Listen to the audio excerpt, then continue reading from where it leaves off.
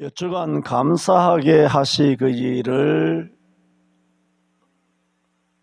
주제로 말씀을 우리가 돌아보고 있습니다. 왜 감사해야 되느냐? 첫째, 우리를 성도라 그렇게 성별하여 주셨으니 놀라운 일이죠. 그런데 성도라고만 하지 아니하시고 또 하나님의 그 유업을 얻을 상속자, 기업을 받을 자로 오늘 보면 여겨주셨다. 합당하게 하셨으니까 당연히 감사해야 된다. 그리고 지난 주일에는 우리의 기업은 땅에 있는 것이 아니라 하늘에 있는 것이다. 땅에 당연히 복을 받아야 된다 말씀을 드렸습니다. 생육하고 번성하고 땅에 충만하고 또 부귀와 영화가 요사밧 왕처럼 극하게 되는 그런 축복도 우리는 사모해야 한다. 왜? 성경에 있기 때문에 내가 스스로 하나님의 말씀을 제안해서 저는 이 정도 적당하게 초막셋을 짓고 지방간 샀고 전세금 있고 학자금 융자 다 갚고 전세대출 다 갚았으니까 이 정도 살다가 만족합니다. 여기가 좋사오니. 그렇다고 물론 과한 욕심, 너무 오버하는 거 그런 걸 하면 안 되죠. 그러므로 이 모든 것이 선이란 게 있는데 그 선은 언제 이렇게 선이 선명하게 된다는 것은 지난주 드리다가 또 몇 주간 또 계속 될 말씀 26장 이사야 26장 3절에 심지가 견고한 자, 선이 선명하게 되면 그 선을 넘지 않게 되죠. 선이 분명하니까 금발 보면 죽는 거 아닙니까? 그런 이제 선이 분명하게 되는 것은 사실은 수도 없이 말했습니다만은 그런 선이 어떻게 주어지느냐? 그것은 기도입니다. 이것이 나의 욕심이 과한가? 그건 기도하면 성령께서 다 일러주시잖아요. 성령께서 감동을 주신단 말입니다. 그래서 내가 너무 과한 욕심을 부리나 부귀와 영화가 극하게 해주시옵소서.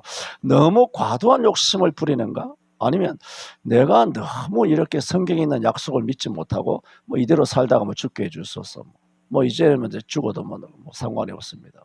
자식들 다 키우고 손자 손녀 다 보고 지방간 건졌으니 하나님 은혜로 살다가 천당 가면 좋겠습니다. 이런 게 참 감사하죠. 평안하고 사방에 평강을 주신 것은 감사하지만 이것이 또한 내가 너무 성경에 있는 하나님이 전능하신 하나님인데 전능하신 하나님이 주시는 복을 나 스스로 너무 제한하는 것이 아니냐. 그 하나님의 말씀을 삭감시키는 것이죠. 그런 부분을 선을 잡기가 쉽지 않습니다. 그건 뭐냐? 기도입니다. 기도하면 뭘 주시느냐? 성령께서 다 그것을 우리를 인도하신다. 그래서 지난주에 말씀드렸죠. 우리의 기업은 하늘에 있는 것이다. 하늘에 있는 것이다. 말씀을 드렸습니다. 오늘 세 번째로 같은 제목입니다. 세 번째로 뭐냐? 우리의 기업은 하늘에 있는 것인데 하나님의 이와 같은 우리에게 주신 하나님의 기업은 뭐냐?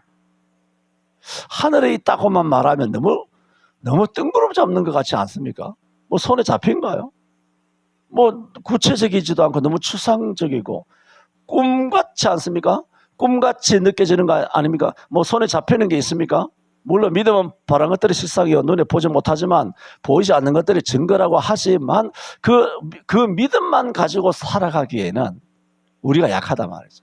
그 말씀이 잘못된 것이 아니라 우리에게 있는 믿음이 약하단 말입니다. 물론 믿음은 하나님이 주신 것이지만은 우리는 하나님이 주시니 믿음은 씨앗이지 않습니까? 우리 마음에 씨가 떨어지지 않습니까?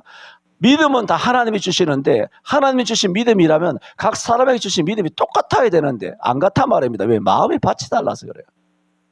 그 씨를 연걸게 잡초도 뽑아주고 돌도 캐내게 되고 물도 주고 때를 따라 비료도 주고 땅도 개간하면서 가시도 드러내고 하면서 마음이 날마다 말씀을 대하고 예배를 대할 때 내 마음밭이 좋은 밭이 돼야 되는데 어떨 때는 길가밭처럼 딱딱한 마음이 돼서 말씀이 오면 이것이 방탄조끼가 돼서 말씀이 팡팡팡팡팡 다 이렇게 튕겨져 나간단 말입니다. 그리고 돌짝밭이 돼가지고 안에 암덩어리가 돼서 꽁 안에 있단 말입니다. 아니면 가시가 돼서 나도 찌르고 마누라도 찌르고 장로도 찌르고 권사도 찌르고 성도도 찌르고 서로 찌르는 이 가시덤불 같은 심령이 우리가 살다 보면 그럴 수 있고, 톡 쏘는 말을 할 때도 있고 톡 쏘는 말을 안 하지만 톡 쏘는 말 한번 해보고 싶을 때도 있고 한번 질러버리고 싶을 때도 있고, 사람은 다 오욕칠정이 있기 때문에 뭐 조금 더 나보다 조금 더 선하게 사는 사람, 나보다 천성적으로 착한 사람이 있겠지만 모든 감정은 똑같단 말입니다. 왜? 죄인이기 때문에. 또 사단이 공중권세 잡은 사람이 이 존재가 역사하기 때문에, 사단이 공중권세 잡아서 역사하는데 그 공중권세 잡은 그 사단의 역사에서 피해갈 사람이 누가 있습니까?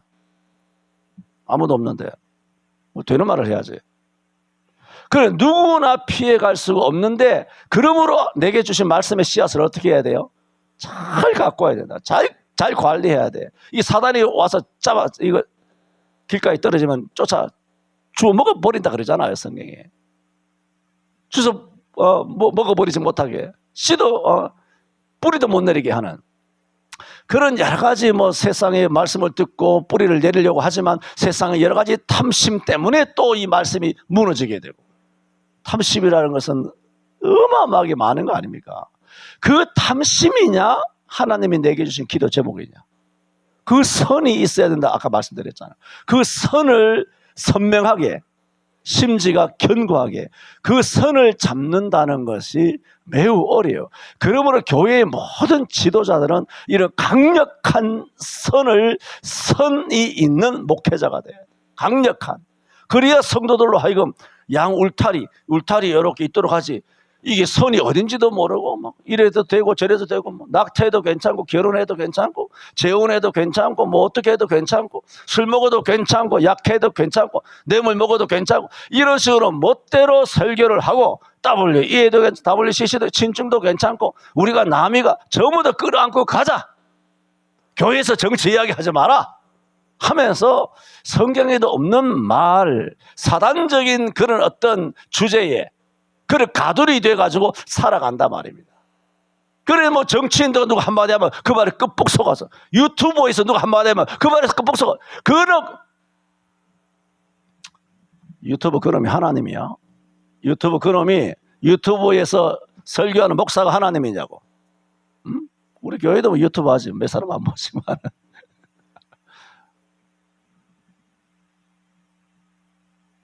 하나님이에요, 그 인간이.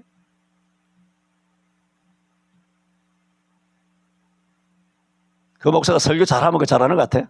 내가 수도 없이 이야기했잖아요, 옛날부터. 어제 오늘 말씀드리는 게 아니잖아요. 여러분이 분별할 능력이 있어요? 다 맞는 말만 하는데. 지난주에 말씀드렸지 않습니까?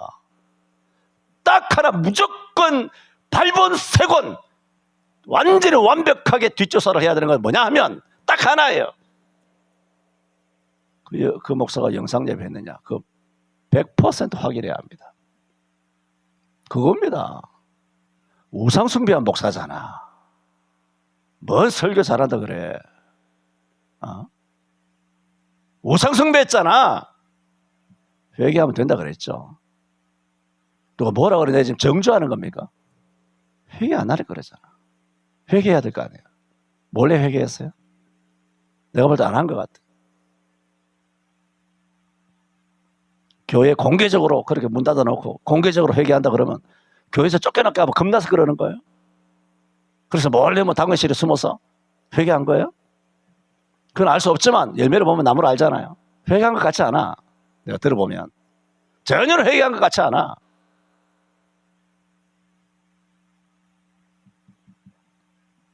그 100%예요. 영상 예배 했느냐 안 했느냐, 영상 우상 숭배를 했느냐, 그거는 반드시 확인하고 또 확인해야 돼요. 그건 내 딸한테도 하는 말입니다. 아니 시집 보내놓고, 아니 자기 남편이랑 신랑이랑 결정해서 교회를 정하는 것이지, 내가 거기에 내가 목사요 아버지라고 했어, 감나라 대청나라, 그걸 하면 안 되거든요. 하면 안 되는 거지. 왜? 영적인 책임과 영적인 그것이 넘어가 있는 거예요 지금. 나의 보호 바깥으로 간 거예요. 내가 이래저래 할 수는 없는 거죠. 그래서 얼마 전에는 단 하나만 이야기했어요. 그건 확인해야 된다. 하니까 딸이 하는 얘기가, 그러면 갈 데 없지. 갈 데 어디 있어, 아빠? 갈 데가 없는데. 그럼 돌아오든가. 갈 데 없으면 돌아오든가. 아빠는 모르겠다. 그건 너희들이 할 얘기지. 결혼 4년 동안 했는데 한마디도 안 했거든. 이 교회 가라, 저 교회 가라, 한마디도 안 했어. 신랑이 있으니까 신랑이 가장이잖아. 영적인 가장이잖아. 가장이 결정을 해야지. 한마디도 내가 안 했어.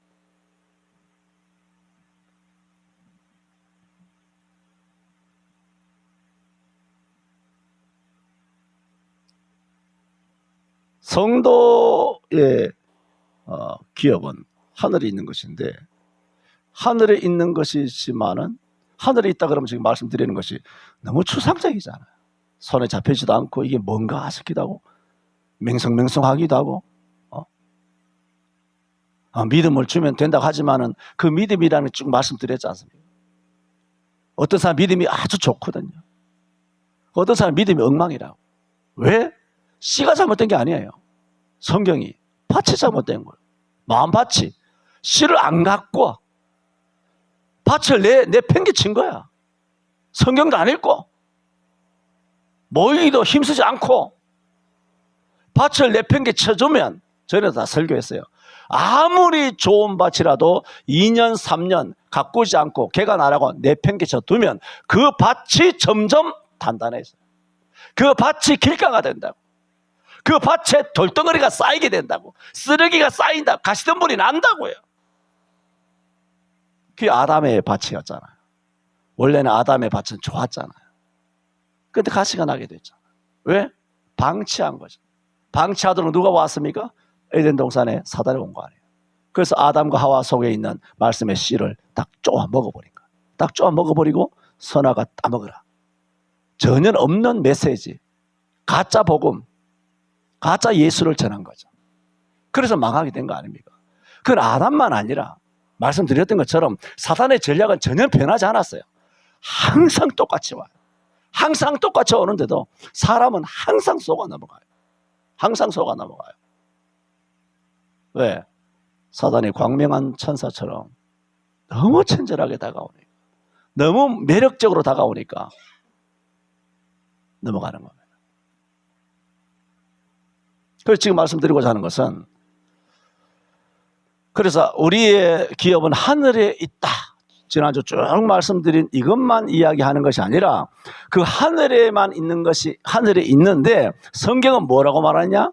하나님이 우리에게 주신 기업은 성경이라는 거예요.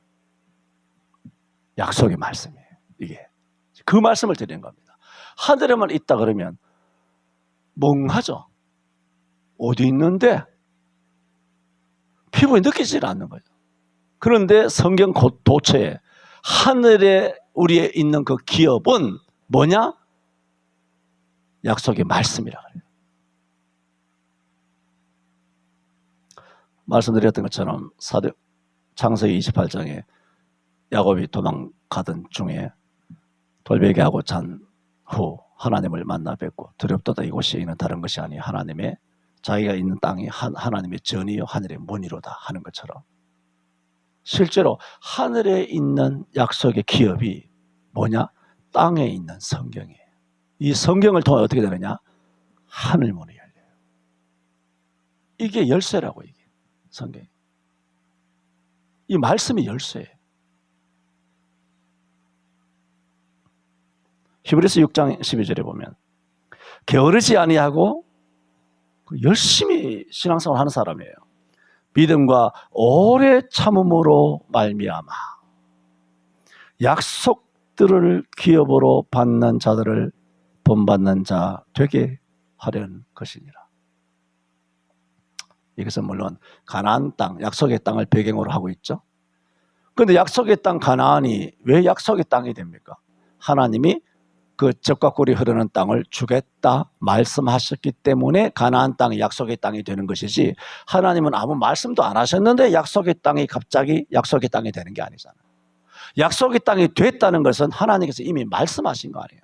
그러므로 그들이 오래 참음으로 게으르지 아니하고 마침내 약속들을 기업으로 받는 자들 되었다. 우리도 그런 사람들처럼 본받는 자가 되어야 된다라고 했을 때 그 약속을 기업으로 받는다는 그 근거가 뭔가요? 말씀이에요. 성경.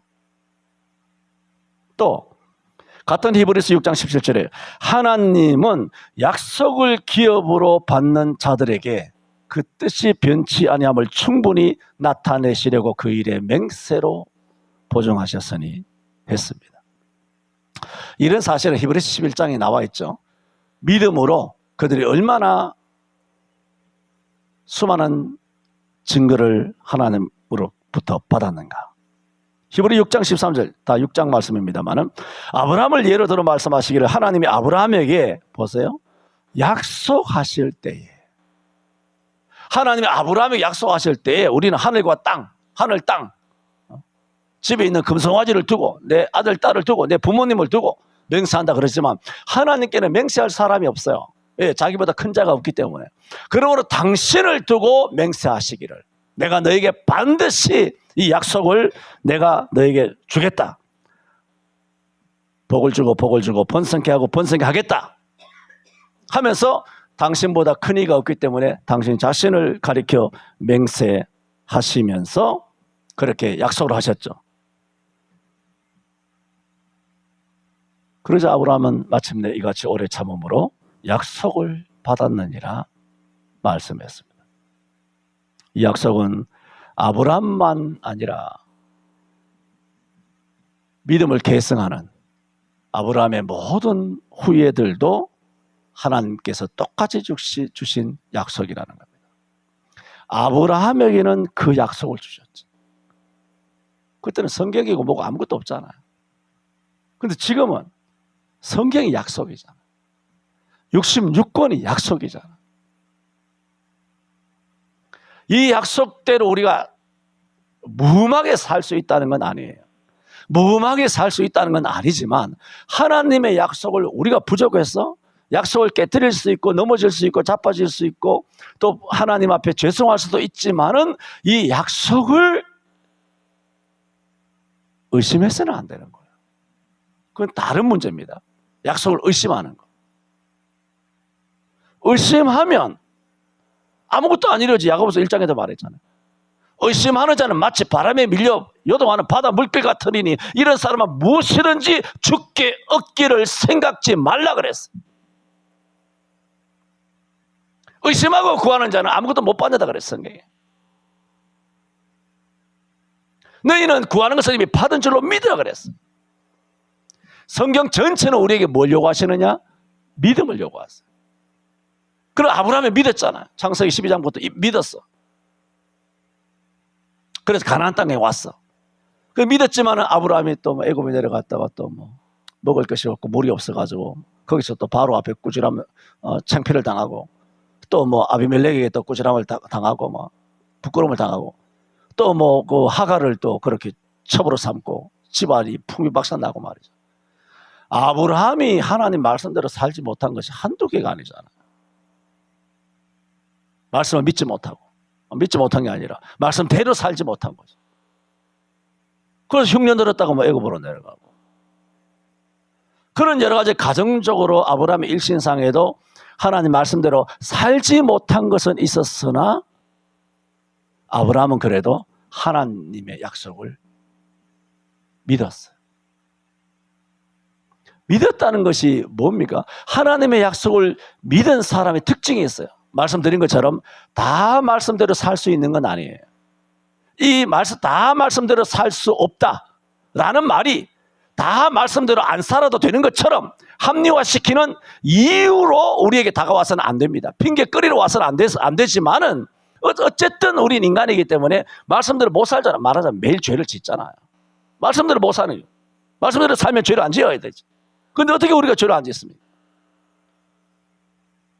그런데 하나님의 말씀을 의심하지 않고 믿었다는 얘기는 다 지켰다는 얘기가 아니라 믿었다는 얘기는 다 못 지키잖아요. 죄를 짓고 넘어지고 자빠지고 범죄하지 않습니까? 범죄했을 때 이 사람이 정말 하나님의 약속을 다 다 믿었다면 죄를 짓지 말아야 되는 데가 아니라 이 사람이 이런 죄도 짓는데 왜 하나님의 말씀을 다 믿었다라고 성경을 이야기하느냐? 히브리 11장이 다 믿음장 아닙니까? 아브라함 믿음으로 부르심을 받을 때, 장대 기부를 받을 때 나갈 때 그가 알지 못하고 다 나갔다 그랬잖아요. 아브라함이 시험을 받을 때 독자 이삭을 드렸으니 저는 약속을 받은 자로 돼 하나님께 그 독생자를 드렸느니라. 믿음으로 드렸단 말이에요. 시험 받을 때 순종하여 그랬죠. 그래 아브라함은 다 믿음으로 살았는데 삶은 다 완벽하지는 못했잖아요. 그 특징이 그러면 믿음으로 살았다는 증거가 뭐냐는 겁니다. 죄를 짓잖아요. 죄를 지었을 때 회개하는 거예요. 회개하는 거. 죄를 인정하는 거예요. 이거 30년 동안 성경 공부하면서 말씀을 드린 겁니다. 정말 훌륭한 사람은 물론 범죄 안 하면 좋겠지만 범죄 안 하는 사람은 없으니까 하는 얘기입니다. 논리상으로. 범죄 안 하는 사람이 아니라 왜? 범죄 안 하는 사람은 아예 없으니까. 훌륭한 사람은 범죄 안 하는 사람이 아니라 어떤 범죄에서라도 죄를 인정하는 거예요. 그다음 두 번째는 뭡니까? 빨리 인정하는 거예요. 빨리 인정하는 거. 그리고 그 죄를 다시 짓지 않는 거. 성경상의 모든 인물들이 다 그랬어요. 그분들이 넘어지고 자빠지고 죄를 지었는데도 왜 믿음을 가진 사람으로 히브리 11장이 인정되느냐. 사라도 죄를 많이 지었잖아요. 많이 지었어요. 모세도 죄를 짓고. 그런데도 왜 믿음장에 이분들이 이름이 올라와 있느냐. 그분들은 잘못했을 때 자기의 죄를 빨리 깨달았다. 자기의 죄를 빨리 깨달았다는 것은 하나님의 존재를 인정했다는 거예요. 하나님이 의로우시고 나는 불의합니다. 하나님이 이걸 원하시거든. 근데 이걸 안 한다. 영상제외했으면 내가 잘못했다고 해야 될 거 아니에요. 그게 보통 범죄입니까? 교회 문 닫았고 수천 명 교회는 못 나오게 하고. 이게 보통 문제입니까? 말씀드리지 않습니까? 11조를 도둑질 하거든 차라리 은행을 털어라 그러잖아요. 그걸 털라는 말이 아니지 않습니까? 11조 도둑질하는 죄는 은행 터는 강력범죄보다 더 악랄한 범죄라 반어적으로 말씀드리는 거 아닙니까? 마찬가지입니다. 예배를 파괴한 것은 이 세상의 어떤 범죄, 김일성의 김정은이 죄와도 비교가 안 됩니다. 교회를 파괴한 거는. 내가 민혜한테도 그랬어요. 신사참배는요. 신사참배들은 목사들이 신사참배하는 것이 죄인 줄 알면서 대가리 숙였어요. 다 압니다. 근데 영상제비 좀 달라요. 진짜 모르는 것 같아요. 아는 사람도 있겠지만 그때 분위기가 겁이 나서 무릎을 꿇은 사람도 있겠지만 여전히 모르는 사람이 많아요. 목사들이. 두 번째는 신사참배는 그 목사들이 혼자 가서 한강에 가가지고 남산 밑에 한강에 가가지고 거기서 물속에 기대가가지고 천황 폐하 만세하고 뭐 한강에 있으면 한 거 아니죠. 그때 일제는 조선 팔도에 다 있었으니까. 전국적으로 그렇게 했는데 뭐가 다르냐면 목사 혼자 갔어요. 성도들 안 끌고 갔어요. 영상제비는 언제 왔어요? 성도들 다 내쫓았어요. 성도들 다 속여가지고 영상제비 하게 했어요. 영상 우상 숭배. 자기 혼자 가서 대가리 숙인 게 아니고 성도들 전부 다 가스라이팅 해가지고 악마의 대변인, 악마의 앞잡이가 돼서 마귀의 앞잡이가 돼서 성도들 전부 다 영상 우상 예배를 하게 했다. 그래서 민희한테 말했어요. 그 범죄는 27회 1938년도 신사참배한 우리들의 아버지 할아버지 때의 범죄와는 질을 완전히 달리한다면 이건 악랄한 범죄다. 그래서 아빠는 너가 시집가고 나서인지 모르겠다마는 설교 제목에 도망하라 그랬나? 그런 제목 한번 도망가라 뭐 그런 설교를 한번 한 적이 있죠. 언제 했는지는 기억도 안 납니다만 본문도 기억이 잘 안 나는데 도망하라 그런 교회에서 도망하라 뭐 듣는 사람 없지만은 그렇게 설교한 적도 있다.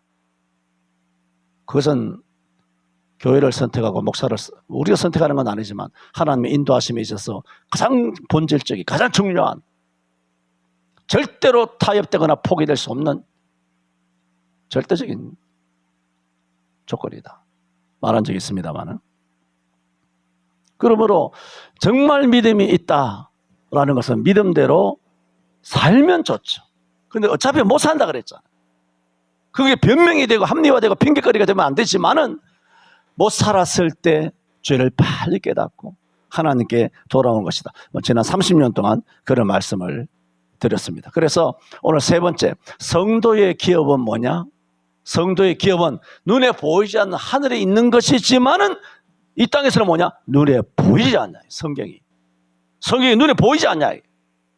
이 말씀을 하나님께서 우리에게 뭘 주셨다? 약속으로 주셨다. 이것이 약속이, 이 말씀이 약속이에요. 이 말씀이. 이것이 우리에게 저 기업이에요. 우리나라가 너무나 부자가 돼가지고, 옛날에 우리가 초등학교 때 아시지 않습니까? 성경 자체가 없었어요. 초등학교 때만 해도.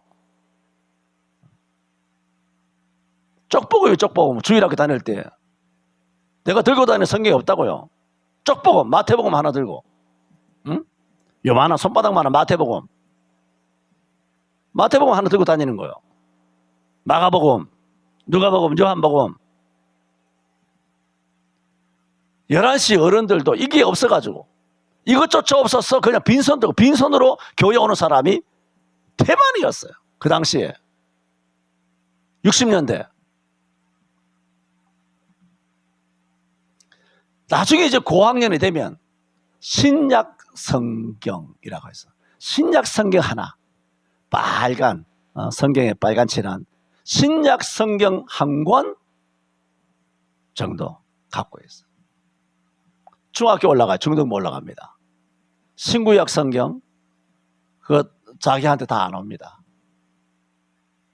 내가 신구약 성경을 다 받은 지가 언젠지 지금도 어렴풋합니다만은 중학교 때인가 고등학교 때인가. 왜? 성경이 없었어요. 응? 우리 대한민국에도. 근데 지금은 집집마다 열대꽃이 있지 않습니까? 그게 뭐라고요? 그게 하나님이 저와 여러분에게 주신 기업이라. 우리 교회 성도들이 금년에도 작년에도 성경을 많이 읽으시는 것 같아서 참으로 감사해요. 그 칭찬할 만해요. 고무적이에요. 그렇게 해야 합니다. 일단은 성경은 뭐 해야 되느냐? 다독해야 돼요. 언제까지?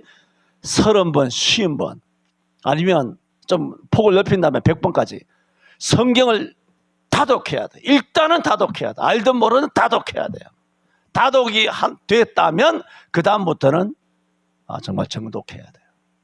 정독해서 기도하면서 정독해야 되는데 일단 뭐 다독이 안 되니까 요즘 뭐 다독하시는 거 보면 감사한데 그것이 뭐냐? 성도의 기업은 하나님의 말씀이다. 하나님이 약속을, 이 성경 말씀을, 이 성경책 속에 있는 하나님의 말씀이 뭐냐? 하나님의 약속이. 하나님 약속하셨사오니 주시옵소서. 뭐 약속에 대한 간증할 것은 여러분도 많지 않습니까? 하나님 말씀대로 진짜 그대로 이루어지는 거. 그런 게 있거든요. 그 간증이 다 있잖아요. 그러다 경험이 있단 말입니다. 왜? 우리 그 말씀을 붙들고 기도하니까 그 말씀대로 하나님께서 우리에게 이루어 주시는 겁니다. 그래서 세 번째로 오늘 말씀을 드렸습니다. 우리로 하여금 하나님의 기업을 얻기에 합당한 자, 곧 성도가 되게, 하나님의 자녀죠. 성도가 되게 하신 것이 감사하다. 그리고 하나님의 기업을 주신 것을 감사하다. 우리의 기업은 땅에 있는 것이 아니라 하늘에 있는 것이다. 하늘에 있지만 실제로 하나님이 주신 기업은 우리에게 이 땅에는 어디 있느냐? 말씀이다. 정말 교회는 말씀 중심이어야 돼요. 기도 중심이어야 돼요. 말씀과 기도가 두 축입니다. 내가 말씀과 기도를 제쳐놓고 구제를 일삼는 것이 옳은가? 말씀과 기도를 제쳐놓고 찬송을 하는 것이 옳은가? 말씀과 기도를 제쳐놓고 전도하는 것이 옳은가? 오직 성령의 충만함을 받지 않거든 유대도 예루살렘도 사마리아 땅끝도 가지 말라고 오직 성령의 충만을 받거든 땅 끝까지 이르러 내 증인이 되라고 주님 말씀하셨던 것처럼 말씀과 기도가 핵심입니다. 이게 안 되고